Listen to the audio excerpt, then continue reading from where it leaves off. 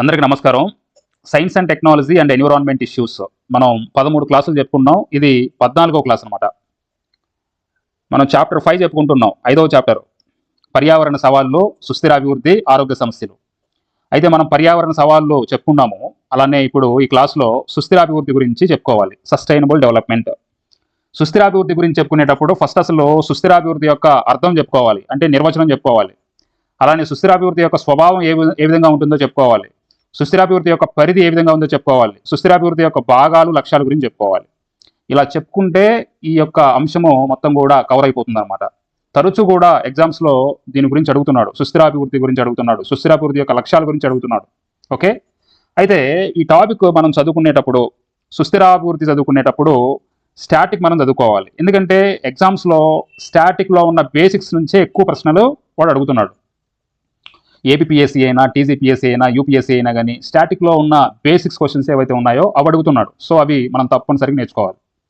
అలానే స్టాటిక్తో పాటుగా కూడా అప్డేట్స్ కూడా మనం నేర్చుకోవాలి. ఎగ్జామినరు స్టాటిక్ అలానే బేసిక్స్ ఇవి ఇవ్వకుండా పేపర్ కొంచెం టఫ్గా ఇవ్వాలనుకుంటే వాడు అప్డేట్స్లోకి వెళ్ళిపోతాడు. సో కాబట్టి అప్డేట్స్ కూడా మనం నేర్చుకోవాలి. సరే, ఇక సుస్థిరాభివృద్ధి గురించి మనం చూద్దాం. సుస్థిరాభివృద్ధి అంటే సస్టైనబుల్ డెవలప్మెంట్. ఫస్ట్ అసలు దీని యొక్క నిర్వచనం అర్థం ఏంటో తెలుసుకోవాలి. చూడండి, ప్రస్తుత తరాల అవసరాలకి వనరుల్ని విచక్షణాయుతంగా ఉపయోగిస్తూ భవిష్యత్తు తరాల అవసరాలను కూడా తీర్చగలిగే అభివృద్ధిని సుస్థిరాభివృద్ధి, లేదా ఇంకో పేరుతోటి ఏమంటారంటే కొనసాగించగల అభివృద్ధి అంటారు.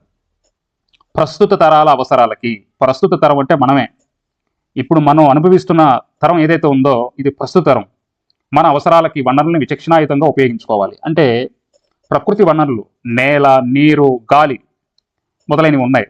అయితే ఇప్పుడు మన తరము ఉన్న గాలిని కలుషితం చేయకుండా, ఉన్న నీటిని కలుషితం చేయకుండా, ఉన్న నేలని కలుషితం చేయకుండా, అంటే నిస్సారం చేయకుండా, నేలని నిస్సారం చేయకుండా, సారం మొత్తం కూడా అయిపోగొట్టుకోకుండా రాబోయే తరాలకు కూడా ఇలానే ఉంచాలి.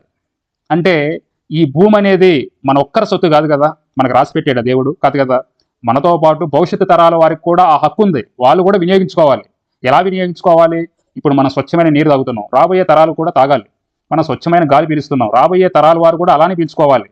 అలానే మన తాతలు ముత్తాతలు మనము మన భూములు ఎట్లా చూసుకుంటున్నాం? చాలా సారవంతంగా చూసుకుంటున్నాం. అలానే మన పిల్లలకి, అలానే మన మనవళ్ళకు కూడా అదే సారవంతమైన భూములను ఇవ్వాలి, అదే కొనసాగించాలి కదా. సో అందుకనే ఈ యొక్క సుస్థిరాభివృద్ధి అంటే ఏంటంటే ఈ యొక్క వనరుల్ని విచక్షణాయుతంగా, ఎట్లా పడితే అట్లా కాకుండా, విచ్చలవిడిగా వాడకుండా విచక్షణాయుతంగా ఉపయోగిస్తూ భవిష్యత్తు తరాల అవసరాలను కూడా తీర్చగలిగే అభివృద్ధినే మనం సుస్థిరాభివృద్ధి అంటాం. ఓకే, సో అందుకని ఇక్కడ చూడండి, ప్రస్తుత తరము వనరుల విచక్షణాయుత వినియోగించుకోవాలి వనరుల్ని. అలానే మరి భవిష్యత్తు తరము, రాబోయే తరాల వారికి అవసరాలను తీర్చగలిగే అభివృద్ధిని కూడా మనం ఇవ్వాలి. సో అదే సుస్థిరాభివృద్ధి అనమాట. క్లియర్, అర్థమైంది కదా. తర్వాత అసలు సుస్థిరాభివృద్ధి అంటే ప్రధానంగా 3 మెయిన్ పిల్లర్స్ మీద ఆధారపడి ఉంటుంది. ఏంటి, what are the 3 main pillars? 3 ప్రధాన స్తంభాలు ఏంటి అంటే చూడండి ఒకసారి. సుస్థిరాభివృద్ధి 3 ప్రధాన స్తంభాల సమతుల్యత. పర్యావరణ పరిరక్షణ ఒకటి చూడండి, ఒక స్తంభం, ఒక మెయిన్ పిల్లర్ ఏంటి? పర్యావరణ పరిరక్షణ. రెండవది ఏంటంటే ఆర్థిక వృద్ధి. అలానే నెక్స్ట్ సామాజిక సమానత్వము. చూడండి, ఈ 3 మెయిన్ పిల్లర్స్ అనేది మన మైండ్లో ఉంచుకోవాలి. పర్యావరణ పరిరక్షణ అంటే ఇక్కడ చూడండి, ఇప్పుడే మనం చెప్పుకున్నాం, సహజ వనరుల్ని కాపాడడం, అలానే కాలుష్యాన్ని తగ్గించడం. అలానే ఆర్థిక వృద్ధి అంటే ఏంటి? వనరుల్ని వృధా చేయకుండా ఆర్థికంగా ఎదగడం. అలానే సామాజిక సమానత్వం అంటే ఏంటి? అందరికీ కూడా సమాన అవకాశాలు అందజేయడం. అంటే ఆరోగ్య విషయంలో కానీ, అలానే విద్య విషయంలో కానీ అందరికీ కూడా పంచడం, సమానంగా పంచడం. అప్పుడే మనం సుస్థిరాభివృద్ధిని సాధించినట్లు. చూడండి, దీని మీద ప్రీవియస్ గ్రూప్ 2లో, రీసెంట్గా జరిగిన గ్రూప్ 2లో ఎలాంటి ప్రశ్నలు ఇచ్చాడో చూడండి ఒకసారి. సుస్థిరాభివృద్ధి యొక్క కీలక లక్ష్యం ఏమిటి? What is the key goal of sustainable development? అంటే చూడండి ఒకసారి, సామాజిక సమానత్వము, ఆర్థిక వృద్ధి, పర్యావరణ పరిరక్షణ, భరోసా. ఇదే కదా ఇప్పుడు మనం చెప్పుకుంది. ఏంటి? 3 కదా, పర్యావరణ పరిరక్షణ, ఆర్థిక వృద్ధి, సామాజిక సమానత్వం. ఓకే, సో చూడండి ఒకసారి, ఇంగ్లీష్లో కూడా చూడాలి మీరు. Ensuring social equality, economic growth, అలానే ఎన్విరాన్మెంటల్ ప్రొటెక్షన్. ఓకే, తర్వాత నెక్స్ట్ చూడండి, క్రింది వాటిలో ఏది సుస్థిరత యొక్క 3 స్తంభాలలో ఒకటి కాదు అన్నాడు. Which of the following not one of 3 pillars of sustainability? ఇప్పుడే మనం చెప్పుకున్నాం. ఏంటి? పర్యావరణ సుస్థిరత ఇదొక పిల్లరే, ఆర్థిక సుస్థిరత ఇదొక పిల్లర్, సామాజిక సుస్థిరత ఇదొక పిల్లర్. మొత్తం కూడా 3 పిల్లర్స్. కానీ రాజకీయ సుస్థిరత కాదు కదా. సో కాబట్టి ఇప్పుడే మనం చెప్పుకున్నాం 3 పిల్లర్స్. ఇవే 3 పిల్లర్స్, 3 ప్రధాన స్తంభాలని మీకు చెప్పాను. ఓకే, తర్వాత నెక్స్ట్ చూడండి, దాని తర్వాత ఇప్పుడు ఒక ముఖ్యమైన కమిషన్ మనం చెప్పుకోవాలి. బ్రంట్లాండ్ కమిషన్ అంటారు. బ్రంట్లాండ్ కమిషన్ సుస్థిరాభివృద్ధి భావనకి ప్రపంచవ్యాప్త గుర్తింపు తెచ్చిన ఏకైక కమిషన్ ఏంటంటే బ్రంట్లాండ్ కమిషన్. సో చూడండి, మనకి ఎగ్జామ్లో ఎలాంటి ప్రశ్నలు అడుగుతాడంటే బ్రంట్లాండ్ కమిషన్ యొక్క అధికార నామం ఏమిటి అని అడుగుతాడు. ఏంటి చూడండి, పర్యావరణము మరియు అభివృద్ధిపై ప్రపంచ కమిషన్ అంటే world commission on environment and development. So short cut లో WCED. చాలాసార్లు ఎగ్జామ్లో అడిగాడు. అలానే దీన్ని ఎప్పుడు ఏర్పాటు చేశారు? బ్రంట్లాండ్ కమిషన్ ఎప్పుడు ఏర్పాటు చేశారంటే 1983లో 1983లో ఐక్యరాజ్య సమితి జనరల్ అసెంబ్లీ ద్వారా దీన్ని ఏర్పాటు చేశారనమాట. ఓకే, తర్వాత బ్రంట్లాండ్ కమిషన్ యొక్క ప్రధాన లక్ష్యం ఏంటంటే సుస్థిరాభివృద్ధికి ప్రపంచ గుర్తింపు మరియు భవిష్యత్తు కోసము మార్గదర్శకత్వం ఇవ్వడం. ఓకే, ఈ మూడు గుర్తుపెట్టుకోవాలి. తర్వాత ఇప్పుడు మనం చెప్పుకున్న కమిషన్ ఏంటి? Brundtland commission. దానికి అధికార నామం ఏమిటి? World commission on environment and development, WCED అంటాం కదా. సో దీని గురించి చూద్దాం ఒకసారి. WCED. సో దీని కమిషన్ చైర్మన్, ఫస్ట్ అసలు ఈ కమిషన్ కు చైర్మన్ గా ఎవరు వ్యవహరించారు? So Gro Harlem Brundtland. ఈమె నార్వే మాజీ ప్రధాని అనమాట. ఓకే, ఈమె యొక్క ప్రపంచ పర్యావరణ మరియు అభివృద్ధి కమిషన్ కి నాయకత్వం అంటే చైర్మన్ గా వ్యవహరించడం జరిగింది. అయితే ఈ యొక్క కమిషన్ లో ఒక భారతీయ సభ్యుడు కూడా ఉన్నాడు. ఏంటి ఆయన పేరంటే నాగేంద్ర సింగ్. గుర్తుపెట్టుకోండి. తర్వాత ఈ కమిషన్ ఇచ్చిన నివేదిక పేరేంటి? చాలా సార్లు ఎగ్జామ్ అడిగాడు. ప్రపంచ పర్యావరణ మరియు అభివృద్ధి కమిషన్. సో దాని పూర్తి నేమ్ ఏంటి? World commission on environment and development. ఈ కమిషన్ ఇచ్చిన నివేదిక పేరు మన ఉమ్మడి భవిష్యత్తు. సో దీన్ని ఇంగ్లీష్లో గుర్తుపెట్టుకోవాలి, అవర్ కామన్ ఫ్యూచర్. గుర్తుంటుంది కదా, అవర్ కామన్ ఫ్యూచర్. అలానే సో ఇది నివేదిక సమర్పణ ఎప్పుడు చేసింది అంటే ఈ నివేదిక పేరు మనం అవర్ కామన్ ఫ్యూచర్ ఎప్పుడు సమర్పించిందంటే అక్టోబర్ 1987. గుర్తుపెట్టుకోండి, 1987. ఎప్పుడు ఏర్పడింది? ఏర్పడమేమో 1983లో, దాని యొక్క నివేదిక ఏమో 1987లో. సో ఈ రెండు కూడా గుర్తుపెట్టుకోవాలి. Okay, next. సో దీని మీద ప్రశ్నలు కూడా అడుగుతున్నాడు ఈ యొక్క కమిషన్ మీద. చూడండి ఒకసారి. సుస్థిర అభివృద్ధి భావన మొదట ఏ నివేదిక ద్వారా ప్రాచుర్యం పొందింది? Brundtland commission 1987. నివేదిక 1987లో ఇచ్చింది కాబట్టి బ్రంట్లాండ్ కమిషన్ నివేదిక 1987. ఓకే, సో గుర్తుపెట్టుకోవాలి. అలానే ఇప్పుడు ఇంకా తర్వాత వెళ్ళిపోదాం. చూడండి, సహస్రాభివృద్ధి లక్ష్యాలు ఎప్పుడైనా విన్నారా? సహస్రాభివృద్ధి లక్ష్యాలు, మిలీనియం డెవలప్మెంట్ గోల్స్ అంటారు, MDGs అంటారు. ఐక్యరాజ్య సమితి UNO సెప్టెంబర్ 6 నుంచి 8 అంటే 2000 సంవత్సరంలో సహస్రాభివృద్ధి లక్ష్యాలని అంటే ఇంగ్లీష్లో మిలీనియం డెవలప్మెంట్ గోల్స్ అని ప్రకటించింది. ఓకే, ఇది కూడా ఎగ్జామ్లో అడుగుతున్నాడు. 2015 నాటికి, ఏ సంవత్సరం నాటికి? 2015 సంవత్సరం నాటికి పేదరికము, ఆకలి, వ్యాధులు, అలానే నిరక్షరాస్యత మొదలైనవి తగ్గించడానికి ప్రపంచ దేశాలన్నీ కూడా కలిసి 8 ప్రధాన లక్ష్యాలని అలానే 21 ఉద్దేశాలని నిర్దేశించుకున్నాయి. ఓకే, ఈ 8 లక్ష్యాల గడువు ఏ సంవత్సరంతో ముగిసిందంటే 2015 సంవత్సరంలో ముగిసింది. గుర్తుపెట్టుకోండి. 2000 నుంచి చూడండి ఒకసారి. సహస్రాభివృద్ధి లక్ష్యాలు 2000 సంవత్సరం నుంచి ఒక నిమిషం ఉండండి. చూడండి, ఇప్పుడు 2000 సంవత్సరం నుంచి 2015 వరకు అనమాట. ఓకేనా, 2000 నుంచి 2015 వరకు. సో అది తర్వాత వీటి స్థానంలో 2015 తర్వాత వీటి స్థానంలో ఏమొచ్చాయి? సుస్థిరాభివృద్ధి లక్ష్యాలు వచ్చాయి. మనందరికీ కూడా తెలుసు, సస్టైనబుల్ డెవలప్మెంట్ గోల్స్ ఉన్నాయి కదా, అవి వచ్చాయి. ఈ సదస్సు జరిగిన ప్రదేశం ఏంటి అంటే న్యూయార్క్ అనమాట. ఏది? ఇప్పుడు మనం చెప్పుకునే సహస్రాభివృద్ధి లక్ష్యాలు, మిలీనియం డెవలప్మెంట్ గోల్స్ ఏవైతే ఉన్నాయో ఆ గోల్స్ సదస్సు ఎక్కడ జరిగిందంటే న్యూయార్క్. హాజరైన దేశాల సంఖ్య 189. గుర్తుపెట్టుకోండి. ఇప్పుడు ఇక్కడ నేను అన్నాను, ఇక్కడ ఏమని? 8 ప్రధాన లక్ష్యాలు అలానే 21 ఉద్దేశాలు. ఇంగ్లీష్లో అయితే 8 గోల్స్ అలానే 21 టార్గెట్స్. సార్ టార్గెట్స్ అన్నా ఒకటే, గోల్ అన్నా ఒకటే కదా, ఏంటి ఆ రెండింటికి డిఫరెంట్ అంటే చూడండి ఒకసారి. సపోజ్ ఉదాహరణకి మీకు ఒక ఎగ్జాంపుల్ చెప్తున్నాను. ఒక స్టూడెంట్ యొక్క డ్రీము ఏదో ఒక రోజు DT కొట్టాలని, DT కావాలని, డిప్యూటీ తహసీల్దార్ కావాలని. ఈ achieved the goal of his life అంటాం. అంటే ఒక సాధించిన తర్వాత అతను గోల్ మొత్తం కూడా సాధించిన అంటాం. ఓకేనా? సో అర్థమైందా? గోల్ అంటే ఏంటి? ఇప్పుడు సపోజ్ ఉదాహరణకు చెప్పండి, ఒక స్టూడెంట్ యొక్క డ్రీమ్ ఏదో ఒక రోజు DT కావాలని అంటే ఏంటి? సో అతను DT కావాలని అంటే తన గోలు అది పెట్టుకున్నాడు అనమాట. ఓకే, అలా కాకుండా ఒక స్టూడెంట్ కొన్ని టార్గెట్స్ పెట్టుకున్నాడు. ఉదాహరణకి తన గ్రూప్ 2లో 300 మార్క్స్ రావాలి. అయితే ఫస్ట్ టార్గెట్ ఏంటంటే 200 పైచిలకు అంటే లేకపోతే ఒక 200 రావాలని టార్గెట్ పెట్టుకున్నాడు. సో 200 కొడతాడు. ఓకే, 200 వస్తున్నాయి, ప్రతి ఎగ్జామ్లో ఒక 200 వస్తున్నాయి. తర్వాత టార్గెట్ ఏంటంటే 220 రావాలని టార్గెట్ పెట్టుకున్నాడు. సో తర్వాత సాధన చేయగా 200. అంటే టార్గెట్స్ అంటే ఇవన్నమాట. అర్థమైందా? సో ఇంకొక ఉదాహరణ చెప్తున్నాను మీకు. ఒక ఉద్యోగి 1 కోటి రూపాయలు తన జీవితంలో సంపాదించుకోవడం తన గోల్. 1 కోటి రూపాయలు తన జీవితం మొత్తం మీద కూడా సంపాదించుకోవడం గోల్. అయితే దానికోసం 2030 నాటికి 50 లక్షలు సంపాదించాలని టార్గెట్ పెట్టుకున్నాడు. సో అది టార్గెట్. అర్థమైందా? టార్గెట్కి అలానే గోల్కి అర్థమైందా మీకు అందరికీ కూడా, ఇక్కడ ఉన్న వాళ్ళందరికీ కూడా? ఓకేనా? సో అది టార్గెట్ అంటే, గోల్ అంటే అది. ఈ రెండింటికి ఉన్న డిఫరెన్స్ అంటే అది.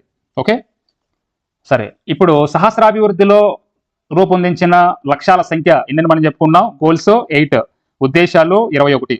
అయితే ఈ 8 సహస్రాభివృద్ధి లక్ష్యాలు 2000 నుంచి 2015 వరకు కదా. ఒకసారి మొత్తం కూడా చూడండి, వరుసగా చూడండి. తీవ్ర పేదరికము మరియు ఆకలి నిర్మూలన. So eradicated extreme poverty and hunger. అలానే సార్వత్రిక ప్రాథమిక విద్య, అచీవ్ యూనివర్సల్ ప్రైమరీ ఎడ్యుకేషన్. అలానే లింగ సమానత్వము మరియు మహిళా సాధికారత, promote gender equality and empower women. అలానే 4వది శిశు మరణాల తగ్గింపు, రెడ్యూస్ చైల్డ్ మోర్టాలిటీ. అలానే ప్రసూతి ఆరోగ్యము మెరుగుదల, ఇంప్రూవ్ మెటర్నల్ హెల్త్ అనమాట. అలానే 6వది చూడండి, వ్యాధుల నియంత్రణ, అంటే కొంబాట్ HIV ఎయిడ్స్ కానీ లేకపోతే మలేరియా, అదర్ డిసీజెస్. ఆనాటి కాలంలో 2000 సంవత్సరం కాలంలో మన చిన్నప్పుడు సో HIV అనేది విపరీతంగా ఉండేది. అందుకనే ఈ HIV ఎయిడ్స్ లాంటివి, అలానే మలేరియా, అదర్ డిసీజెస్ని నియంత్రణలోకి తీసుకురావాలని అన్ని దేశాలు కూడా మరి నిర్ణయించుకున్నాయి. అలానే పర్యావరణ సుస్థిరత, ఎన్విరాన్మెంటల్ సస్టైనబిలిటీ. అలానే అభివృద్ధి కోసము ప్రపంచ భాగస్వామ్యము. అందరూ కూడా వీటి కోసం కలిసికట్టుగా develop a global partnership for development అని చెప్పేసి 8 లక్ష్యాలు పెట్టుకున్నాయి, 8 గోల్స్ పెట్టుకున్నాయి అప్పుడు. ఓకే, ఇది మనకి ఫస్ట్ మనం నేర్చుకోవాల్సింది సహస్రాభివృద్ధి లక్ష్యాలు, మిలీనియం డెవలప్మెంట్ గోల్స్ అంటారు, MDGs అంటారు.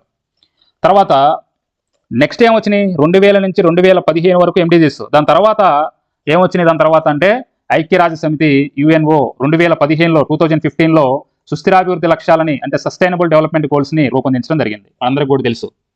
ప్రపంచవ్యాప్తంగా పేదరికాన్ని నిర్మూలించడానికి, అలానే పర్యావరణాన్ని పరిరక్షించడానికి, అలానే అందరికీ కూడా శాంతి, శ్రేయస్సుని మొదలైన అంశాలను అందించడానికి ఏ సంవత్సరం నాటికి? 2030 సంవత్సరం నాటికి 17 ప్రధాన లక్ష్యాలని నిర్దేశించుకోవడం జరిగింది. 17 గోల్స్.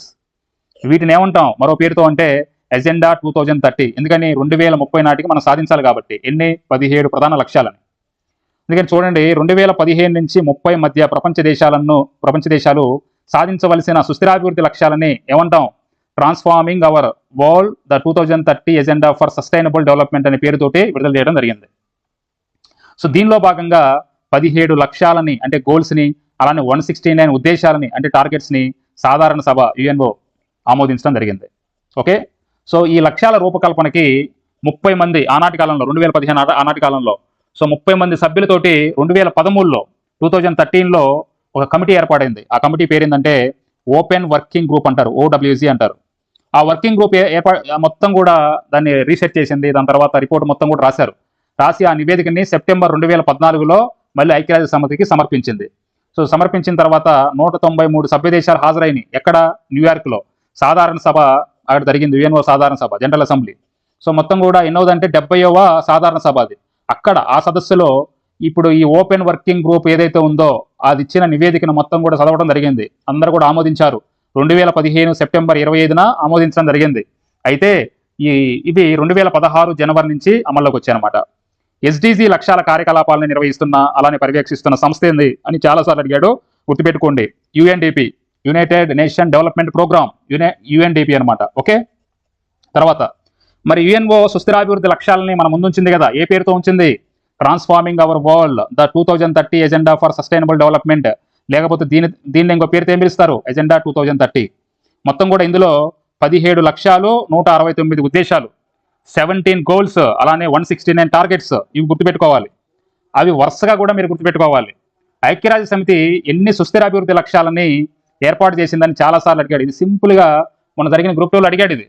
సో 17 అన్నమాట, 17. మొన్న అడిగిన గ్రూప్ 2 క్వశ్చన్ అయితే నాకు తెలిసి వాడు ఎగ్జామినరు, అంటే ఎగ్జామ్ పేపర్ రాసేవాడు, వాడు చదువుకొని ఇవ్వలేదా, లేకపోతే ఒక దమ్మున్న ఒక గ్రూప్ 2 యాస్పిరెంట్కి దమ్మున్న క్వశ్చన్స్ ఇవ్వలేదా అని అనుమానం కలిగింది. ఇలాంటి క్వశ్చన్స్ ఇస్తే వాడు ఒక ఇంటర్మీడియట్ విద్యార్థి కానీ, ఒక అప్పుడే డిగ్రీ అయిపోయిన విద్యార్థి కానీ వెంటనే పెట్టేస్తారు.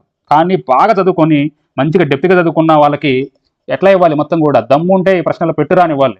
కానీ చాలామంది బాగా చదువుకునే విద్యార్థులు, బాగా చదువుకునే స్టూడెంట్స్ వెనకపడ్డారంటే ఈ యొక్క సర్వీస్ రాలేదంటే దానికి గల కారణం అదే అనమాట. సో చిన్న క్వశ్చన్స్ ఇవ్వడం. 17 సుస్థిరాభివృద్ధి లక్ష్యాలు ఇప్పుడు చూద్దాం చూడండి. గోల్ నెంబర్ 1 పేదరిక నిర్మూలన. దీన్నే ఇంగ్లీష్లో నో పావర్టీ అంటాం. ప్రపంచవ్యాప్తంగా అన్ని రూపాల్లో, అంటే పేదరికం ఏ రూపంలో ఉన్నా కానీ పేదరికాన్ని మాత్రం అంతం చేయడం. ఓకే. తర్వాత గోల్ నెంబర్ 2 ఆకలిని రూపుమాపడం, అంటే జీరో హంగర్. ఆకలిని అంతం చేయాలి, ఆహార భద్రతను కల్పించాలి, మెరుగైన పోషకాహారాన్ని సాధించాలి. గోల్ నెంబర్ 3 మంచి ఆరోగ్యము అలానే శ్రేయస్సు. దీని ఇంగ్లీష్లో good health and well being అంటారు. అంటే అన్ని వయసుల వారికి ఆరోగ్యకరమైన జీవితాన్ని అందించాలి, అలానే సంక్షేమాన్ని కూడా నిర్ధారించాలి. గోల్ నెంబర్ 4 చాలాసార్లు ఎగ్జామ్లు అడిగాడు, నాణ్యమైన విద్య, క్వాలిటీ ఎడ్యుకేషన్. అందరికీ సమగ్రమైన మరియు నాణ్యమైన విద్యను అందించాలి, క్వాలిటీ ఎడ్యుకేషన్ అందించాలి. అలానే మనకొక్కరికే కాదు, జీవితాంతం నేర్చుకునే అంశాలపై దృష్టి పెట్టాలి. ఎవరైనా సరే, మన నాన్న అయినా లేకపోతే మన తాతలైనా కానీ జీవితాంతం వాళ్ళు లెర్నింగ్ ఏదో ఒకటి నేర్చుకుంటూనే ఉండాలి. అలానే గోల్ నెంబర్ 5 లింగ వివక్షతని తొలగించి మహిళల అలానే మరియు బాలికల సాధికారత వైపు నడిపించాలి. గోల్ నెంబర్ 5 అనేది చాలాసార్లు ఎగ్జామ్లో అడిగాడు, జెండర్ ఈక్వాలిటీ గురించి. గుర్తుపెట్టుకోండి, తర్వాత మనకి ఎగ్జామ్ క్వశ్చన్స్ ఉన్నాయి, గుర్తుపెట్టుకోండి. తర్వాత గోల్ నెంబర్ 6 స్వచ్ఛమైన నీరు అలానే పారిశుద్ధ్యం. ఇది కూడా ఎన్నోసార్లు అడిగాడు. Clean water and sanitation. అందరికీ స్వచ్ఛమైన నీరుని అందించాలి, పారిశుద్ధ్య సౌకర్యాలు కల్పించాలి. గోల్ నెంబర్ 7 ఇదైతే ఎగ్జామ్లో మొత్తం కూడా ఇస్తూనే ఉన్నాడు, అక్కడక్కడ మొత్తం కూడా ఇస్తూనే ఉన్నాడు. చూడండి, సరసమైన అలానే స్వచ్ఛమైన ఇంధనాన్ని అందించాలి, అఫోర్డబుల్ అండ్ క్లీన్ ఎనర్జీ. అందరికీ కూడా సమర్థవంతమైన అలానే చౌకైన అలానే ఆధునిక శక్తులు. ఆధునిక శక్తి అంటే రెన్యూబుల్ ఎనర్జీ ఏదైతే ఉందో ఆ రెన్యూబుల్ ఎనర్జీ సోర్సెస్ని అందరికీ కూడా అందుబాటులోకి తీసుకొని రావాలి. అలానే గోల్ నెంబర్ 8 గౌరవప్రదమైన పనిని అందించాలి, అలానే ఆర్థిక వృద్ధిని అందించాలి. Decent work and economic growth, నిలకడైన ఆర్థిక వృద్ధిని ప్రోత్సహించాలి, అందరికీ కూడా ఉపాధి అవకాశాలు కల్పించాలి. Goal number 8. గోల్ నెంబర్ 9 పరిశ్రమలు, ఆవిష్కరణలు, మౌలిక సదుపాయాలు కల్పించాలి. అలానే గోల్ నెంబర్ 10 రెడ్యూస్డ్ ఇన్ఈక్వాలిటీస్, అంటే దేశాల మధ్య అలానే దేశాల లోపల ఆదాయ అసమానతలను తగ్గించాలి. ఒక దేశానికి మధ్య అలానే దేశంలో ఒక రాష్ట్రానికి మధ్య అసమానతలను తగ్గించాలి. గోల్ నెంబర్ 11 సుస్థిర నగరాలని అలానే సమాజాలను ఏర్పాటు చేయాలి.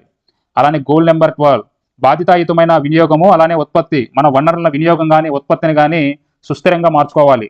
గోల్ నెంబర్ 13 క్లైమేట్ యాక్షన్, వాతావరణ మార్పులను ఎదుర్కోవడానికి తక్షణమే చర్యలు తీసుకోవాలి. ఎన్ఏపిసిసి ఉందని మనం ఏర్పాటు చేసాం కదా, ఎన్ఏపిసిసి. సో క్లైమేట్ యాక్షన్ ఈ యొక్క గోల్ నెంబర్ 13 కదా. అలానే గోల్ నెంబర్ 14 జలచరాల సంరక్షణ. ఎక్కడ? లైఫ్ బిలో వాటర్ కింద కూడా చాలా జీవులు మనం బతుకుతూ ఉంటాయి, సముద్రంలో కానీ లేకపోతే సముద్ర వనరుల్లో కానీ, వాటిని పరిరక్షించాలి. అలానే goal number 15 life on land. So ఇక్కడ మన భూమి మీద మనతో పాటు అడవులు ఉన్నాయి, అడవుల్లో మన జీవులు ఉన్నాయి. అలానే భూసారాన్ని కూడా కాపాడాలి, జీవ వైవిధ్యాన్ని కూడా కాపాడాలి, జీవ వైవిధ్యాన్ని నష్టాన్ని అరికట్టాలి. అలానే గోల్ నెంబర్ 16 శాంతి, న్యాయము, బలమైన సంస్థలు, అంటే peace, justice and strong institutions. శాంతియుత సమాజాన్ని ప్రోత్సహించాలి, అలానే అందరికీ కూడా న్యాయం అందించాలి. గోల్ నెంబర్ 17 లక్ష్యాల సాధన కోసం భాగస్వామ్యం. ఇప్పుడు మనం వరకు 16 చెప్పుకున్నాం. ఈ 16 లక్ష్యాలను సాధించడానికి ప్రపంచ దేశాల మధ్య సహకారాన్ని పెంచాలి. ఈ 17 కూడా మొత్తం కూడా వరుసగా మీరు బట్టి పడతారో లేకపోతే ఎట్లా గుర్తు పెట్టుకుంటారో మీ ఇష్టం. కంపల్సరిగా ఎగ్జామ్స్లో అన్నీ కూడా అడుగుతున్నాడు. చూడండి ఒకసారి. ఐక్యరాజ్య సమితి సభ్య దేశాలు 17 SDGలను సాధించడానికి ఏ సంవత్సరం లక్ష్యంగా పెట్టుకుంది? 2030 కదా. చాలా సింపుల్ క్వశ్చన్. అలానే నెక్స్ట్ చూడండి, ఐక్యరాజ్య సమితి 17 సుస్థిరాభివృద్ధి లక్ష్యాలు 2015 సంవత్సరంలో మనకి ఇక్కడ విడుదల చేయడం జరిగింది కదా. 2015 నుంచి 2030 సంవత్సరానికి టార్గెట్గా పెట్టుకున్నారు. 2030 సంవత్సరం నాటికి ఈ 17 SDGలని సాధించాలి అన్ని దేశాలు కూడా.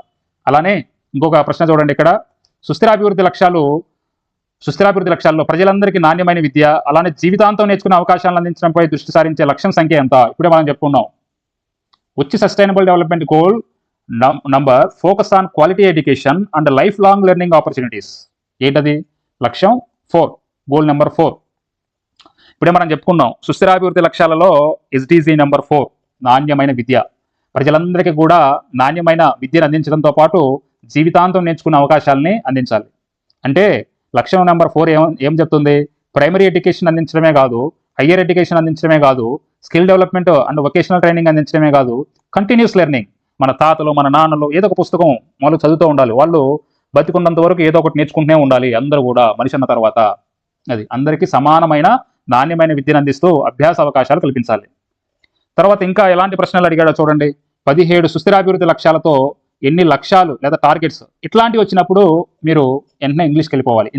నేను ఇందుకే ఈ ప్రశ్నని మేము ముందుంచాను. ఇక్కడ లక్ష్యాలు ఉన్నాయి, ఇక్కడ లక్ష్యాలు ఉన్నాయి. ఇదేంద్ర ఎలా అడిగాడు అనుకుంటారు.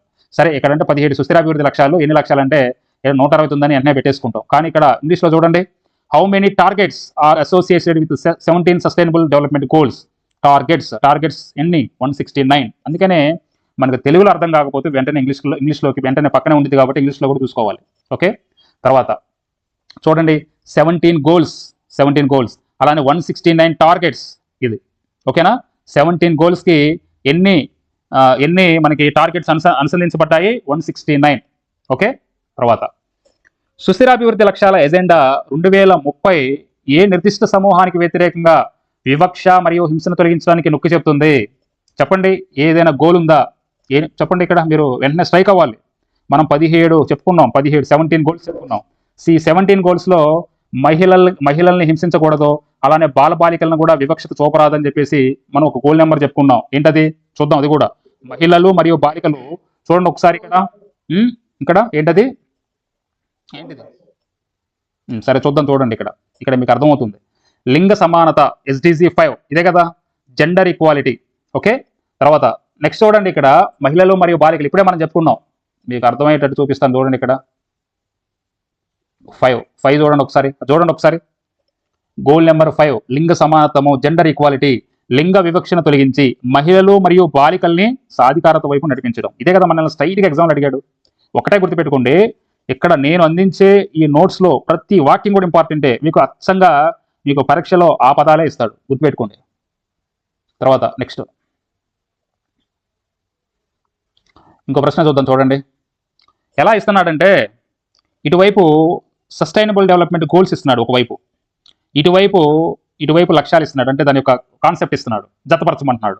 అట్లా అడుగుతున్నాడు. చూడండి, గోల్ నెంబర్ 1 ఏంటి, గోల్ నెంబర్ 5 ఏంటి, గోల్ నెంబర్ 7 ఏంటి, గోల్ నెంబర్ 10 ఏంటి, అవతల వైపు జతపరచమని అడుగుతున్నాడు. అసలు ఎలా ఇస్తున్నాడు అనేది మనం తెలుసుకుంటే చదవడం ఇంకా ఈజీ అయిపోతుంది. అందుకని చూద్దాం. చూడండి, వాడు SDG నెంబర్ 1 ఇచ్చాడు. అంటే ఏంటి? No poverty. ఇప్పుడే మనం చెప్పుకున్నాం, పేదరికాన్ని ఏ రూపంలో ఉన్నా కానీ రూపుమాపాలి. అలానే SDG 5 ఇచ్చాడు. అంటే ఇప్పుడే మనం చెప్పుకున్నాం, జెండర్ ఈక్వాలిటీ. అలానే SDG 7 సరసమైన మరియు స్వచ్ఛమైన ఇంధనాన్ని అందించడము. అలానే SDG 10 అంటే ఏంటి? అసమానతల్ని తగ్గించడం, రెడ్యూస్డ్ ఇన్ఈక్వాలిటీస్. ఇక్కడ మనం గుర్తుపెట్టుకోవాల్సిన విషయం ఏంటంటే, SDG 5 అనేది గుర్తుపెట్టుకోవాలి. లింగ సమానత్వం, జెండర్ ఈక్వాలిటీ చాలా చాలా ఇంపార్టెంట్. ఇంతకుముందు మన ప్రశ్న చూసాం కదా, మహిళలు బాలికలందరికీ కూడా సాధికారత కల్పించడం దృష్టి పెట్టింది SDG 5. ఏంటి SDG 5? ఏంటి? బహిరంగము అలానే ప్రైవేట్ రంగాలలో మహిళలుంటే వాళ్ళని వివక్షత గురి చేయరాదు, హింస పెట్టరాదు. అలానే అన్ని రకాల హింసను నిర్మూలించాలి, మహిళల మీద, బాలికలందరి మీద.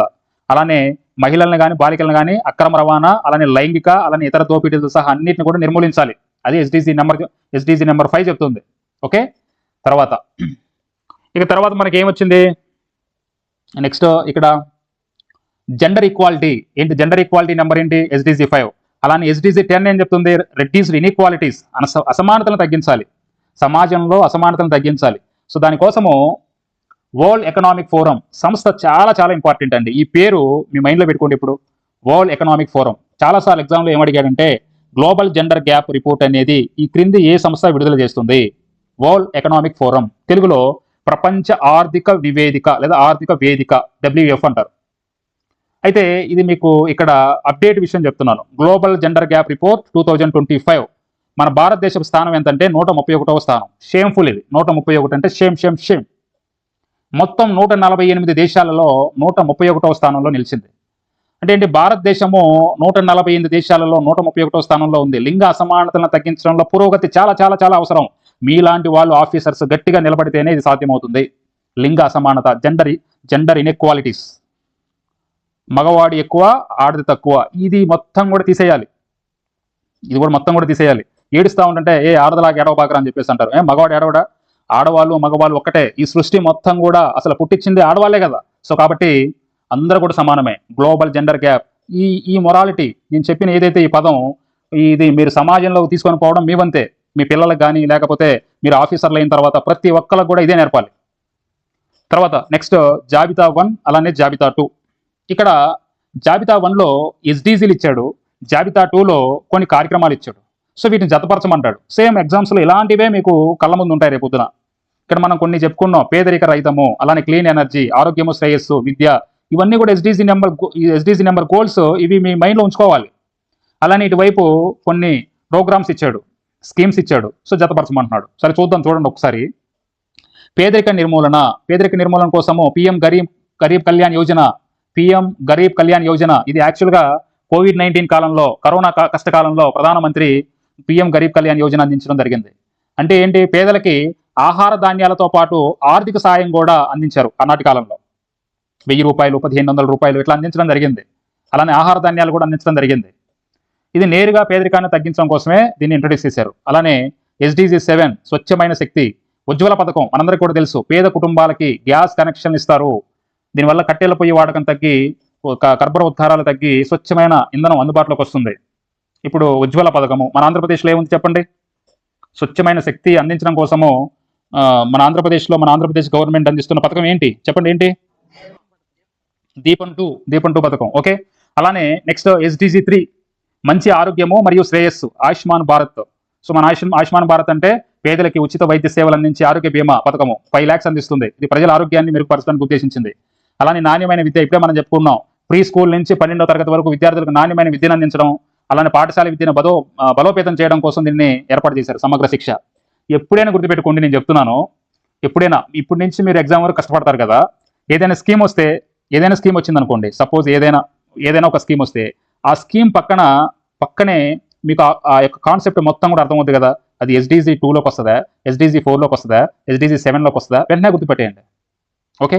సరే చూడండి, ఇప్పుడు సపోజ్ ఇది చూడండి ఒకసారి. నేను ఉదాహరణకి మీకు కొన్ని ఉంచుతాను, ఇవి వెంటనే చెప్పండి మీరు క్లాస్లో ఉన్న వాళ్ళు. MGNREGA ఈ మధ్యనే మహాత్మా గాంధీ జాతీయ గ్రామీణ ఉపాధి హామీ చట్టం, దీని స్థానంలో Viksit Bharat guarantee for Rozgar and Ajeevika mission ఆ పేరు మార్చడం జరిగింది, VBG రామ్జీ అని చెప్పేసి. అయితే ఈ చట్టం 2025లో చేశారు. SDG గోల్, సో మ్యూట్ చేయాలి అందరూ కూడా. SDG గోల్ ఎన్నోది? ఇది SDG గోల్ 1, పేదరికాన్ని రూపుమాపడానికే కదా దీన్ని, ఈ యొక్క ఉపాధిని స్టార్ట్ చేసింది. అలానే రెండవ చూడండి ఒకసారి, PM పోషన్ అంటే prime minister over reaching scheme for holistic nourishment అంటారు. అంటే గతంలో మిడ్ డే మీల్, మధ్యాహ్న భోజన పథకంగా పిలువబడేది ఇది. అయితే దాన్ని PM పోషన్గా మార్చారు. ప్రభుత్వ సహాయక పాఠశాలలో 1 నుంచి 8వ తరగతి విద్యార్థులకి పోషకాహారంతో కూడిన వేడి భోజనాన్ని అందించే కేంద్ర ప్రాయోజిత పథకం. ఓకే, సెంట్రల్లీ స్పాన్సర్డ్ స్కీమ్ ఇది. అంటే కేంద్ర ప్రభుత్వం కొంత భరిస్తుంది, రాష్ట్ర ప్రభుత్వాలు కొంత భరిస్తాయి. అది సెంట్రల్ స్పాన్సర్డ్ స్కీమ్ అంటే. సెంట్రల్లీ స్కీమ్ అంటే కేంద్ర ప్రభుత్వమే మొత్తం 100% భరించడం. సెంట్రల్లీ స్పాన్సర్డ్ స్కీమ్ అంటే ఏంటి దాని అర్థము? కేంద్ర ప్రభుత్వం కొంత, రాష్ట్ర ప్రభుత్వం కొంత. అయితే సో దీనికి సంబంధించి PM పోషణకు సంబంధించి SDG గోల్ ఏంటి? SDG 2. మనం ప్రతిదీ చదువుకునేటప్పుడు, ఒక స్కీమ్ గురించి చదువుకునేటప్పుడు పక్కనే మనం పుస్తకంలో రాసుకోండి SDG, అట్లా గుర్తుపెట్టుకోవాలి, బట్టి పట్టడం కాదు. ఎట్లా మీకు వెంటనే వచ్చేస్తాయి. అట్లానే చూడండి ఒకసారి, 2025 నాటికి భారతదేశంలో క్షయవ్యాధిని పూర్తిగా నిర్మూలించే కార్యక్రమం ఏంటంటే TB ముక్త్ భారత్. మరి దీనికోసం SDG గోల్ మనం చెప్పుకోండి. SDG గోల్ ఏంటి? 3 అని మనం చెప్పుకుంటాం. ఏంటి? ఆరోగ్య జీవన ప్రమాణాలను అందించడం, అంతే కదా, ఆరోగ్య జీవన ప్రమాణాలు అందించడం అంతే. అలానే జలశక్తి అభియాన్, లేకపోతే జలశక్తి అభియాన్ చెప్పండి. ఏంటి జలశక్తి అభియాన్ గురించి చెప్పండి, వెంటనే చెప్పాలి మీరు. SDG గోల్ ఏంటి జలశక్తి అభియాన్ అంటే? SDG 6 అండి. SDG 6 ఏంటి? సంపూర్ణ తాగునీటి సదుపాయాలు, తాగునీటి యాజమాన్యం, అందరికీ పారిశుద్ధ్యం కల్పించాలి, SDG 6. ఓకేనా? అట్లా మీరు వెంటనే పక్కనే రాసుకోవాలి. నేను ఉదాహరణకు చెప్తున్నాను, మీరు ప్రిపేర్ అయ్యేటప్పుడు మొత్తం కూడా ఇలానే రాసుకోవాలి మీరు. అంటే మీకు వెంటనే వచ్చేస్తాయి ఇలాంటివి. ఓకే. సో చూడండి, జలశక్తి అభియాన్ ఏంటి? భూగర్భ జలాల పునరుద్ధరణ, అలానే వర్షపు నీటి నిల్వలను పెంచడము భారత ప్రభుత్వం 2019లో ప్రారంభించడం జరిగింది. అంటే ఏం లేదు, క్యాచ్ ద రెయిన్. సో మనం వాటర్ షెడ్ నిర్వహణ ఉంటుంది కదా, ఆ వాటర్ షెడ్ల నిర్వహణ గురించి జలశక్తి అభియాన్. ఇక్కడ అనంతపురం వాళ్ళు ఎంతమంది ఉన్నారు? మొన్న ప్రధానమంత్రి కూడా అనంతపురం వాళ్ళని మెచ్చుకున్నాడు, గుర్తుందా? వాటర్ షెడ్లని మంచిగా నిర్వహణ చేస్తున్నారని చెప్పేసి రాయలసీమ ప్రజల్ని. అప్పుడు జలశక్తి అభియాన్ గురించి ఆ ప్రస్తావన కూడా వచ్చింది. అంటే మనం వార్తల్లో కూడా చాలా అప్డేటెడ్గా ఉండాలండి. నెక్స్ట్ చూడండి, సుస్థిరాభివృద్ధి లక్ష్యాల అజెండాకి మార్గనిర్దేశం చేయడానికి ఏ మానవ హక్కుల పత్రం సహాయపడుతుంది? మనందరికీ కూడా తెలుసు, మానవ హక్కుల సార్వత్రిక ప్రకటన, యూనివర్సల్ డిక్లరేషన్ హ్యూమన్ రైట్స్ అంటారు. అందులో నుంచే మొత్తం కూడా దాని ఇన్స్పిరేషన్గా తీసుకునే SDG గోల్స్ అనేది చేయడం జరిగింది, గుర్తుపెట్టుకోండి. యూనివర్సల్ డిక్లరేషన్ ఆఫ్ హ్యూమన్ రైట్స్ని ఇన్స్పిరేషన్ తీసుకునే UNO ఏం చేసింది? ఈ సుస్థిరాభివృద్ధి లక్ష్యాలని క్రియేట్ చేసింది. సో చూడండి ఒకసారి, ఐక్యరాజ్య సమితి 2030 ఎజెండా ఎవరిని కూడా వెనకబడి ఉండకూడదు, అంటే పేదరిక నిర్మూలన కానీ, అసమానతల తగ్గింపు కానీ చాలా ఉన్నాయి. అంటే దీని మీద ప్రభావం ఏంటంటే ఎప్పుడో 1948లో సో ప్రాథమిక మానవ హక్కుల గురించి ఒక ప్రకటన చేశారు, మానవ హక్కుల సార్వత్రిక ప్రకటన. ఓకేనా, 1948. డేట్ చెప్తారా ఎవరైనా? డేట్ డిసెంబర్ 10 ఆ తారీఖున ఈ యొక్క మానవ హక్కుల సార్వత్రిక ప్రకటన చేశారు. దీన్ని ఇన్స్పైర్గా తీసుకొని 2015లో ఈ యొక్క సుస్థిరాభివృద్ధి లక్ష్యాలని క్రియేట్ చేశారనమాట. ఓకే, ప్రతి ఒక్క మానవుడికి ఆ హక్కుల ఆధారంగా ఇవి ఉండాలి, అందరికీ కూడా పేదరికాన్ని రూపుమాపాలి, అదొక హక్కే, ఆకలిని రూపుమాపాలి, అది కూడా హక్కే, ఇట్లాంటివి ఇలాంటివి చేశారనమాట. ఓకే, ఇది మనకి ఫస్ట్ అసలు ఇప్పుడు వరకు మనం చెప్పుకున్నది ఏంటంటే స్టాటిక్ ఇది. అప్డేట్స్ కూడా మనం చెప్పుకోవాలి. సరే అప్డేట్స్ ఒక 5 నిమిషాలు చెప్పుకుందాం. చూడండి, 10వ సుస్థిర అభివృద్ధి నివేదిక 2025 అసలు వరల్డ్ వైడ్గా ప్రపంచవ్యాప్తంగా సుస్థిర అభివృద్ధి నివేదిక అనేది ఎవరు విడుదల చేస్తారంటే సస్టైనబుల్ డెవలప్మెంట్ సొల్యూషన్ నెట్వర్క్. చాలా చాలా ఇంపార్టెంట్, పక్కనే రాసుకోండి, లేకపోతే మీ చేతి మీద రాసుకోండి, లేకపోతే అన్నం తినేటప్పుడు ప్లేట్లో రాసుకోండి, అంత important. Sustainable development solution network, SDSN. నేను పిచ్చోడన్నా, లేకపోతే మీ అమ్మ పిచ్చిదన్నా, లేకపోతే ఏంట్రా ప్లేట్లో రాసుకుంటామన్నా కానీ రేపొద్దున ఒక్క మార్కు గ్యారెంటీగా తెచ్చిపెడుతుంది. 10వ సుస్థిరాభివృద్ధి నివేదిక 2025. ఓకేనా, ఎందుకని 10వ సుస్థిరాభివృద్ధి నివేదిక చెప్పండి? 2016 కాడ నుంచి ఈ SDSN అనేది అందిస్తుంది.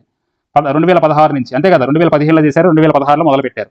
ఒకసారి లెక్క పెట్టుకోండి, 2016, 2017, 2018, 2019, 2020, 2021, 2022, 2023, 2024, 2025, 10 సరిపోయినాయా? 2025 10వ సుస్థిర అభివృద్ధి నివేదిక. అప్పటి నుంచి సస్టైనబుల్ డెవలప్మెంట్ సొల్యూషన్ నెట్వర్క్ అందిస్తుంది. అయితే 2025లో ఈ SDG ఇండెక్స్లో మన భారత స్థానం ఎంతంటే 99. మొదటిసారిగా టాప్ 100లోకి చేరుకున్నాం అనమాట, మొదటిసారిగా. అంతకుముందు సార్ అంటే అప్పుడు 100కు పైనే ఉన్నాం, కానీ టాప్ 100లోకి 100 లోపు ఇప్పుడే మనం వచ్చాం, 99వ స్థానాన్ని నిలబెట్టుకున్నాం 2025 10వ సుస్థిర అభివృద్ధి నివేదికలో. స్కోర్ ఎంత అంటే 67 స్కోరు. ఓకే, సో స్థానం ఎంత అంటే 99, గుర్తుపెట్టుకోవాలి, స్కోర్ వేరు, స్థానం వేరు.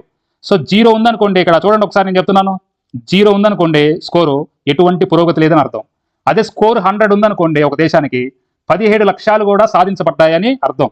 కానీ మనం ఏ స్కోర్ సాధించాం? 0 to 100లో 67 స్కోర్ సాధించాం. అంటే ప్రస్తుతము మన భారతదేశము కొంచెం పురోగతి ఆ దశలో ఉందని అర్థం. 67 అంటే 67 అంటే. ఓకేనా, తర్వాత 10వ సుస్థిరాభివృద్ధి నివేదిక 2025 నుంచి మనం ఏం నేర్చుకోవాలంటే చూడండి, 67 స్కోరు, 99వ స్థానం. ఓకే, దాని తర్వాత గణనీయమైన పెరుగుదల, 100 లోపు మనం సాధించాం. 2023లో 112 ఉండే మన స్థానం, 112. అందరూ కూడా ఊశారు, ఇదేం దేశం, ఇదేంది ఇది, అంత పెద్ద దేశం, 112వ స్థానం ఏందని. 2024లో కొంచెం మెరుగుపరుచుకున్నాం, 109వ స్థానంలోకి వచ్చాం. ఓకే, పర్వాలేదు. 2025లో 99వ స్థానం వచ్చాం, అంటే టాప్ 100లోకి వచ్చాం. అబ్బా, కొంచెం పర్వాలేదు అనిపించుకుంటున్నారు, మెరుగుదల కనిపిస్తుంది. సుస్థిరాభివృద్ధి లక్ష్యాల సూచికలో భారతదేశము స్థిరమైన పురోగతి చూపుతుంది. ఎందుకంటే చిన్నగా మనం డెవలప్ అవుతున్నాం, అట్లానే ఈ యొక్క స్థానం కూడా మెరుగుపరుచుకుంటున్నాం కదా. 112 ఎక్కడ, 109 ఎక్కడ, ఇప్పుడు 99లోకి వచ్చాం. దాని తర్వాత ఇంకెక్కడ పోతుందో చూద్దాం. సో చూడండి, అత్యుత్తమ ప్రదర్శన SDGల ర్యాంకింగ్స్లో ఈ యొక్క నార్డిక్ దేశాలు ఉంటాయి. ఎప్పుడు కూడా ఈ నార్డిక్ దేశాలు ముందంజలో ఉంటాయి. ఏంటవి? ఇప్పుడు ఫిన్లాండ్ మొదటి స్థానంలో ఉంది, స్వీడన్ 2వ స్థానంలో ఉంది, డెన్మార్క్ 3వ స్థానంలో ఉంది. ముఖ్యంగా టాప్ 20 దేశాల్లో 19 యూరోపియన్ దేశాలే ఉన్నాయన్నమాట. ఓకే, ఫస్ట్ ఈ 3 గుర్తుపెట్టుకోండి, ఫిన్లాండ్ ఫస్ట్, 2 స్వీడన్, 3 డెన్మార్క్. మనం ఎంత? 99 స్థానంలో ఉన్నాం మనం. Okay, SDG India index. ఇప్పుడు మనం ఇంతవరకు ఇప్పుడు చెప్పుకుంది ఎవరు అందిస్తారు? ఈ యొక్క నివేదిక ఎవరు అందిస్తారు? ఒక సంస్థ. ఏంటి ఆ సంస్థ పేరేంటి? సస్టైనబుల్ డెవలప్మెంట్ సొల్యూషన్ నెట్వర్క్ అనే సంస్థ అందిస్తుంది. ఈ ప్రపంచ దేశాలన్నీ కూడా ఇందులో ఉంటాయి. ఈ ప్రపంచ దేశాలు ఇక్కడ 167 దేశాలు ఉన్నాయన్నమాట. ఇక్కడ 167 దేశాలలో ఈ యొక్క 17 లక్ష్యాలు ఎంతవరకు సాధించినాయి ఏంటి అనేది అన్ని దేశాల లెక్కది. ఇప్పుడు మన దేశంలో మొత్తం కూడా 28 రాష్ట్రాలు ఉన్నాయి, 8 కేంద్రపాలిత ప్రాంతాలు ఉన్నాయి. మరి ఈ రాష్ట్రాలు, ఈ కేంద్రపాలిత ప్రాంతాలు ఈ 17 లక్ష్యాలని, సస్టైనబుల్ డెవలప్మెంట్ గోల్స్ని ఎంతవరకు తీసుకొస్తున్నాయి, ఎన్ని సాధించాయి, అసలు డెవలప్మెంట్ ఎలా ఉంది, గ్రోత్ ఎలా ఉంది అని మరి ఎవరు లెక్క కడుతున్నారు మన దేశంలో అంటే SDG ఇండియా ఇండెక్స్ అంటారు. మన దేశం లోపల సస్టైనబుల్ డెవలప్మెంట్ గోల్స్ని లెక్క కట్టడాన్ని, లేకపోతే అందించే ఇండెక్స్ని SDG ఇండియా ఇండెక్స్ అంటారు. ఎవరు అందిస్తున్నారు అంటే నీతి ఆయోగ్ అనమాట. అక్కడ ప్రపంచ దేశాలకి ఏంటి? సస్టైనబుల్ డెవలప్మెంట్ సొల్యూషన్ నెట్వర్క్, అదొక సంస్థ. ఇక్కడేం సంస్థ? మన దేశంలో ఏ సంస్థ అందించేది? నీతి ఆయోగ్. ఇండెక్స్ పేరేంటి? SDG India index. భారతదేశంలో రాష్ట్రాలు, అలానే కేంద్రపాలిత ప్రాంతాలు. ఎన్ని రాష్ట్రాలు? 28 రాష్ట్రాలు. ఎన్ని కేంద్రపాలిత ప్రాంతాలు? 8 కేంద్రపాలిత ప్రాంతాలు. ఐక్యరాజ్య సమితి నిర్దేశించిన 17 సుస్థిరాభివృద్ధి లక్ష్యాలను సాధించడంలో ఎంత పురోగతి సాధించాయో అంచనా వేసే ఒక ముఖ్యమైన సూచిక SDG ఇండియా ఇండెక్స్. దీన్ని ఎవరో అందిస్తున్నారు. ఇది చాలా సార్లు ఎగ్జామ్లో అడిగాడు, కొన్ని వందల సార్లు అడిగాడు. నీతి ఆయోగ్ గుర్తుపెట్టుకోండి. మరి నీతి ఆయోగ్ ఎప్పటి నుంచి ప్రారంభించింది దీన్ని అంటే 2018 నుంచి. అది ప్రపంచ దేశాలను లెక్క కట్టే ఆ సంస్థ 2016. నీతి ఆయోగ్ 2018 సంవత్సరం నుంచి. నీతి ఆయోగ్ ఎస్డిజి ఇండియా ఇండెక్స్ను 2018లో ప్రారంభించింది, గుర్తుపెట్టుకోండి. అయితే మరి ఇది లెక్క కట్టేటప్పుడు, నీతి ఆయోగ్ లెక్క కట్టేటప్పుడు ఎస్డిజి ఇండియా ఇండెక్స్లో మన రాష్ట్రాలని లేదా కేంద్రపాలిత ప్రాంతాలని 4 రకాలుగా విభజించడం జరిగింది. ఏంటంటే అవి ఫస్ట్ యాస్పిరెంట్, అంటే లక్ష్యానికి చాలా దూరంలో ఉన్నవాళ్ళు. యాస్పిరెంట్ అంటే స్కోరు 0 నుంచి 49 మధ్యలో ఒక రాష్ట్రానికి కానీ ఒక కేంద్రపాలిత ప్రాంతానికి కానీ వచ్చిందనుకో, అయితే అది యాస్పిరెంట్ లిస్టులో ఉందని అర్థం. అలానే ఒక రాష్ట్రానికి కానీ ఒక కేంద్రపాలిత ప్రాంతానికి కానీ స్కోరు 50 నుంచి 64 మధ్యలో వచ్చిందనుకోండి, అది పెర్ఫార్మర్ అని అర్థం. అంటే ఇప్పుడిప్పుడే పర్ఫామ్ చేస్తుందని అర్థం. అలానే ఒక రాష్ట్రానికి లేదా ఒక కేంద్రపాలిత ప్రాంతానికి 65 నుంచి 99 మధ్య స్కోర్ వచ్చిందనుకోండి, అది ఫ్రంట్ రన్నర్లో ఉందని అర్థం. అంటే లక్ష్యానికి దగ్గరగా ఆ రాష్ట్రం ఉంది, లక్ష్యానికి దగ్గరగా ఆ కేంద్రపాలిత ప్రాంతం ఉందని అర్థం. అలానే స్కోరు 100 సాధించిందనుకో, ఒక రాష్ట్రమైనా కేంద్రపాలిత ప్రాంతం అయినా కానీ, అది అచీవర్. అంటే నువ్వు గ్రూప్ 2 సాధించావు, లేకపోతే నువ్వు గ్రూప్ 1 సాధించావు అనుకో, నేనేమంటారు, నువ్వు అచీవ్ అయ్యావు, వాడు అచీవర్ రా అంటారు కదా. అట్లా లక్ష్యం సాధించిన రాష్ట్రము, లక్ష్యం సాధించిన కేంద్రపాలిత ప్రాంతం అని ఇట్లా 4 రకాలుగా ఈ ఇండెక్స్లో వర్గీకరణ చేశారు. అయితే మరి దీని ఆధారంగా ఎస్డిజి ఇండియా ఇండెక్స్, సో ఇందులో ఉత్తమ రాష్ట్రాలు అంటే టాప్ స్టేట్స్ ఏవే ఉన్నాయంటే కేరళ, దీనికి స్కోర్ ఎంత వచ్చింది 79. అలానే ఉత్తరాఖండ్ 79. ఈ రెండు కూడా ఫస్ట్ ప్లేస్లో నిలిచాయి. కేరళ, ఉత్తరాఖండ్ ఈ రెండు కూడా టాప్లో నిలిచాయి. రెండు ఒకటే స్కోరు 79. Top one. తర్వాత నెక్స్ట్ చూడండి తమిళనాడు 78. ఇక్కడ మూడు ఉంది కానీ రెండేలే. తర్వాత గోవా 77. ఓకే, ఇట్లా మనం నేర్చుకోవాలి. తర్వాత నెక్స్ట్ ఈ పక్కన పెట్టండి, ఈ వరుసలో రాసుకోండి 1, 1, 2, 3 అని రాసుకోండి. తర్వాత చివరి రాష్ట్రాలు అంటే లాస్ట్ చిట్ట చివరి రాష్ట్రాలు ఏంటి? నాగాల్యాండ్ 63 దీని స్కోరు, జార్ఖండ్ 62, బీహార్ 57. చిట్ట చివరిగా బీహార్. ఏమన్నంటే మనం అంటాం కదా, జోక్గా అంటాం కదా, వాడిని బీహార్ పంపించరా అని చెప్పేసి అంటాం కదా, అట్లా అనమాట. బీహార్ అనేది చాలా వెనకబడి ఉంది. అలానే రాష్ట్రాలు ఓకే, మరి కేంద్రపాలిత ప్రాంతం ఏంటి సార్? ఉత్తమ కేంద్రపాలిత ప్రాంతం ఏంటంటే చండీగఢ్ 77 స్కోర్ అనమాట. మొదటి స్థానంలో చండీగఢ్ నిలిచింది. మరి వాట్ అబౌట్ మన ఆంధ్రప్రదేశ్, వాట్ అబౌట్ మన తెలంగాణ? ఇదే కదా మనకు కావాల్సింది, ఇదే కదా ఎగ్జామినర్ పట్టుకునేది. చూడండి ఒకసారి, నీతి Aayog SDG India index 2023-24 2023-24 latest ఇది. ఆంధ్రప్రదేశ్ అలానే తెలంగాణ ఒకే స్కోర్ తోటి, అంటే ఒకే స్కోర్ అంటే ఎంత? అది 74. ఆంధ్రప్రదేశ్కి 74 వచ్చింది, తెలంగాణకి 74 వచ్చింది. ఇంతకుముందు మనం చెప్పుకున్నాం కదా, 74 వస్తే ఏ కేటగిరీలోకి వస్తుంది చెప్పండి? ఏ కేటగిరీ? Front runner. అందుకనే ఆంధ్రప్రదేశ్ ఫ్రంట్ రన్నరే, తెలంగాణ కూడా ఫ్రంట్ రన్నరే. స్కోర్ ఎంత వచ్చింది? 74. మరి మన ర్యాంక్ ఎంత సార్ అంటే 9. సో ఆంధ్రప్రదేశ్కి ర్యాంక్ 9, తెలంగాణకి కూడా 9. ఇది మనకి ఎగ్జామ్లో అడుగుతాడు, ఇది గుర్తుపెట్టుకోండి.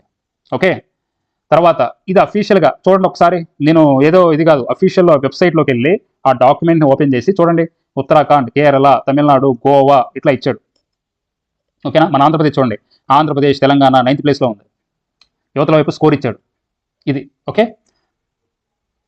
ఇది దీనికి సంబంధించి ఇప్పుడు వరకు మనం ఏమేం చెప్పుకున్నాం చూడండి. 5th యూనిట్లో గ్లోబల్ వార్మింగ్ నేర్చుకున్నాం, క్లైమేట్ చేంజ్ నేర్చుకున్నాం, యాసిడ్ రైన్ నేర్చుకున్నాం, ఓజోన్ లేయర్ డిప్లేషన్ నేర్చుకున్నాం, ఓషన్ ఎసిడిఫికేషన్ నేర్చుకున్నాం, ఎన్విరాన్మెంట్ ఇనిషియేటివ్స్లో మనకి ప్రోటోకాల్స్, కన్వెన్షన్స్ అండ్ ఈ మొత్తం కూడా నేర్చుకున్నాం. అలానే మన ఇండియా పార్టిసిపేషన్ రోల్ కూడా మనం నేర్చుకున్నాం. అలానే ఇప్పుడు ఈ క్లాస్లో సస్టైనబుల్ డెవలప్మెంట్ గురించి నేర్చుకున్నాం. చూడండి, మీనింగ్ వచ్చిందా అందరూ కూడా? సస్టైనబుల్ డెవలప్మెంట్ అంటే మీనింగ్ అర్థమైందా? దాని నిర్వచనం చెప్పుకున్నాం, దాని అర్థం చెప్పుకున్నాం. అలానే నేచర్ అంటే ఏంటి? దానికి how many pillars? 3 main pillars. ఓకేనా? ఏంటవి మనం చెప్పుకున్నాం, దాని యొక్క నేచర్ చెప్పుకున్నాం, దాని స్కోప్ చెప్పుకున్నాం, ఎందుకో కూడా చెప్పుకున్నాం. అలానే కాంపోనెంట్స్ అండ్ గోల్స్ చెప్పుకున్నాం కదా ఇప్పుడే, గోల్స్ గురించి. అలానే సస్టైనబుల్ డెవలప్మెంట్. ఓకే, ఇది అంటే వాడిచ్చిన దానికంటే కూడా ఇంకొంచెం డెప్త్గానే మనం చెప్పుకున్నాం అండ్ అప్డేటెడ్ కూడా చెప్పుకున్నాం. మనకి ఎగ్జామ్లో మనకి చాలా బేసిక్స్ ఇస్తున్నాడు, బేసిక్స్ నేర్చుకొని అవి కూడా నేర్చుకోండి. నెక్స్ట్ క్లాస్లో మనం ఏం చెప్పుకుంటామంటే ఈ 5th యూనిట్లోనే హెల్త్ ఇష్యూస్ అనమాట. హెల్త్ ఇష్యూస్లో ఏమేమి ఉన్నాయి చూడండి ఒకసారి. 5.4 భారతదేశంలో అంటువ్యాధులు ఏమేంటి అసలు, అలానే మహమ్మారి వ్యాధులు అంటే ఏంటి, అంటువ్యాధులు అంటే ఏంటి, కొన్ని ఉదాహరణలు చూస్తాము. అలానే ప్రజారోగ్య కార్యక్రమాలు మనం చెప్పుకుంటాము. అలానే ఆరోగ్య సంరక్షణ చర్యలు కూడా చెప్పుకుంటాం. సో దాంతో ఈ చాప్టర్ కంప్లీట్ అయిపోతుంది. ఇది మహా అయితే 1-2 క్లాసుల్లో పూర్తిగా కూడా చెప్పేస్తాను. సో దాంతో మనం 4th యూనిట్ చెప్పుకోవాలి, తర్వాత 4వ యూనిట్. సో మొత్తం కూడా 4th యూనిట్ అయిపోయిన తర్వాత 3rd యూనిట్కి వెళ్ళిపోతాం. సో దాంతో మొత్తం కూడా 2nd యూనిట్, 1st యూనిట్ మొత్తం కూడా చెప్పుకుంటాం. ఉగాదిలోపు మొత్తం కూడా అన్ని కూడా కంప్లీట్ చేసుకుంటాం. ఓకేనా? ఇది థ్యాంక్ యూ.